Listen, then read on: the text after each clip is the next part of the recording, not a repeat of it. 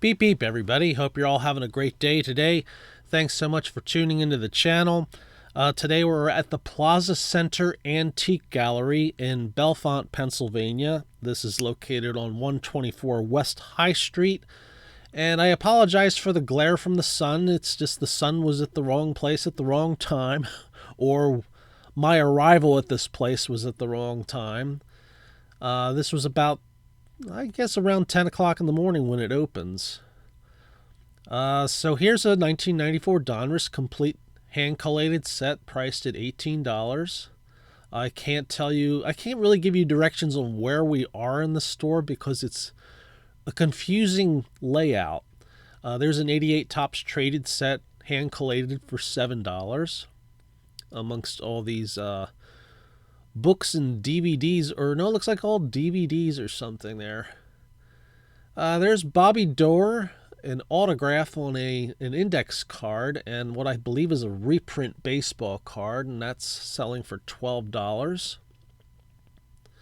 And here's another one for Eddie Yost, and I think that is, I'm not sure what set that's from. I think it came out in the 80s. And here's another one for Hank Bauer, and I think that's a 53 reprint from the 90s, and that looks like that's $13 for that one.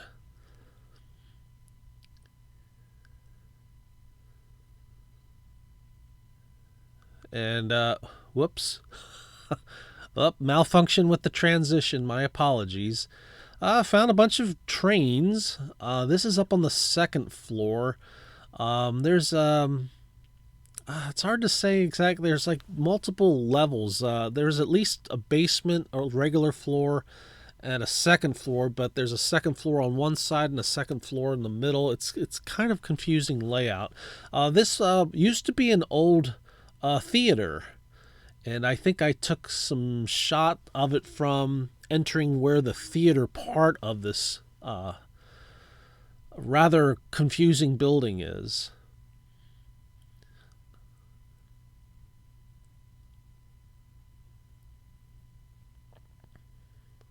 Not far from this booth, I found some football cards. Skybox Premium from 1995 for $14.99. I believe these are hand-collated sets. And here's another one, Skybox Impact 95, and that one's selling for $14.99. I don't collect football cards, so I don't know if those are good prices, but I would film that just in case any viewers out there collect multiple sports.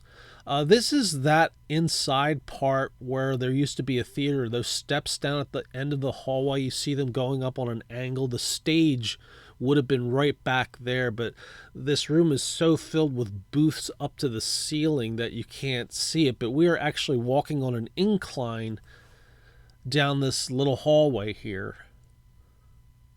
So architecturally, this is an interesting place on the inside. I did find this mix of football and basketball cards, all loose. I think they want $8.98 for these. Nothing really caught my eye there. Neither one of those sports are things I collect. Some Pokemon cards. There were a bunch of those here. These were all in a case. They all look like they're lower priced ones, between $1 and $4, it looks like.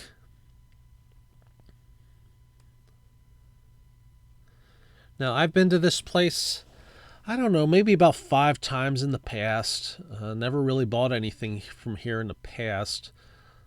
My transition messed up there too. Sorry for the confusion. Some more Pokemon cards.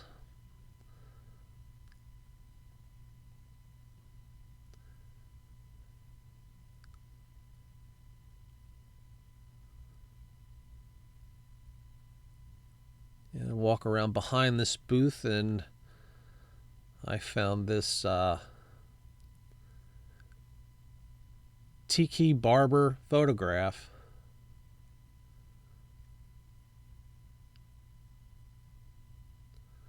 And this case has some figures in it, and they used to sell baseball cards in this case, but they either were a change in ownership for that case, I'm not sure, but no more baseball cards in this one, so there wasn't really a lot here.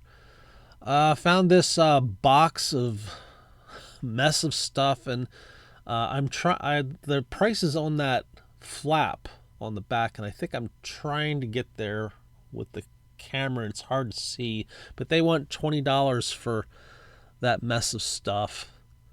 And since there were multiple sports I don't collect, I didn't bother with that. I did find giant Slim Jims plus some Captain Crunch. It's kind of a weird place at an antique mall, and you find like grocery items. So that caught my attention. I mean, there's detergent, Pam, deodorant, shampoo. It's just strange seeing that in an antique mall.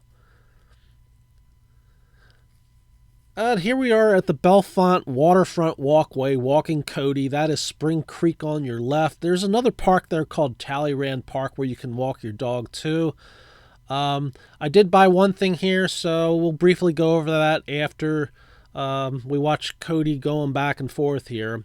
So stay tuned for that and enjoy the view. Alrighty, hope you enjoyed that tour of Plaza Center Antique Gallery in Bellefonte, Pennsylvania. Like I said in the video, I did buy one thing here, and it's probably the first thing I think I've ever bought there. And I've been to that place, I think, at least 5 times in the past, and I don't believe I've ever bought anything there before. But I ended up buying the 1994 Donruss Complete set, hand collated, priced at $18. It's series 1 and 2, and it was sealed at the store. I thought about asking them to open it up to get an idea of what it cost. Beep beep. Beep beep. Pardon me, I just can't help it. I have to get them do their beeping every now and then. I did check out eBay comps while I was in the store, and it looked like the cheapest hand-collated sets on eBay were going for around the $15 to $20 price range. So this fell kind of right into it. A lot of people were selling this at a higher price than that, but when you think about they're charging $12 to $15 shipping on top of that $15, which takes this into $30 territory total for the cost of it. I was like, well, I might as well get this while I'm here. No shipping at all because I'm there to get it. Like most hand-collated sets, I was worried that this one was going to be bricked because I wasn't sure if this was one of the sets that got bricked in the 90s, and fortunately it wasn't bricked. It was all pretty good. But like most hand-collated sets, there are a couple cards here and there that have a little wear on the corners, but for the most part, everything in here looks like it's in mint condition, with the exception of maybe 1 to 2% of the cards. But all the important cards in the set that I checked were in good shape. So here's Orlando Merced. This is what they look like. This was not a set that I had. I have the 95 set complete, the 93, 92, 91, 90, 89, 88, 87. Then we have to go back to 83, 82, and 81. I'm still missing the 84, 85, and 86 sets, which someday I'll probably get my hands on. I'm not in any hurry to get them because there's not like the supply of those is running low. So that's all I got there. I thought that was a pretty decent deal. I did check the 88 traded there because my 88 traded was in the original box that I bought years ago, and I opened it up I think a half a year ago and found out that every single card in it had a rather significant corner ding, so I'm in the market for another one whenever I checked that one there, and all the edges seemed a little on the rough side, so I didn't buy that one. I want a better condition one. I'll probably run into them at some antique mall somewhere, just as long as the price is right. I'm not going to spend a lot on a junk wax product, even though the traded sets weren't made as much as the base sets were. I'm not sure what. I don't know if anybody has production numbers for the traded sets. They do have production numbers, I think, for the Tiffany sets, though, or at least for most of them. Some of them, I think, they have estimates. But anyway, that's all I got there. Thanks so much for watching. Hope you enjoyed the video. It is an interesting place to visit. It's kind of like a wandering around in a maze.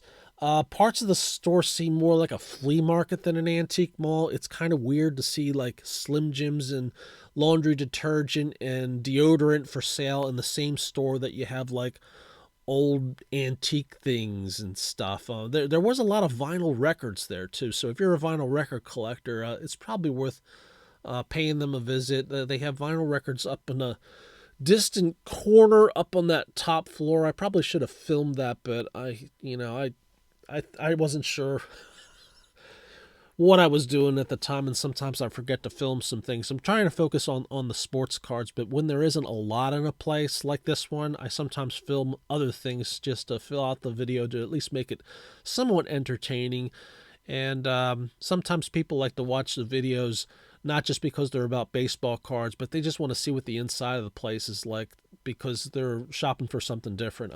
Because I've done that myself. I've looked at a number of videos for people that collect things that I don't collect at all, but I'm always looking to see if I see sports cards somewhere in whatever they're filming, and when I do, I'll mark that down as a place I probably need to visit somewhere down the road. Anyway, take care. Sorry about the little mistakes with the transitions. I upgraded my open shot to the latest version, and the transitions, you need to change them. I don't want to get into the technicalities of it, but I apparently missed 2 of them on this video, so I apologize for that. Anyway, hope you all have a wonderful day. Thanks so much for watching. Take care, everybody. Beep, beep.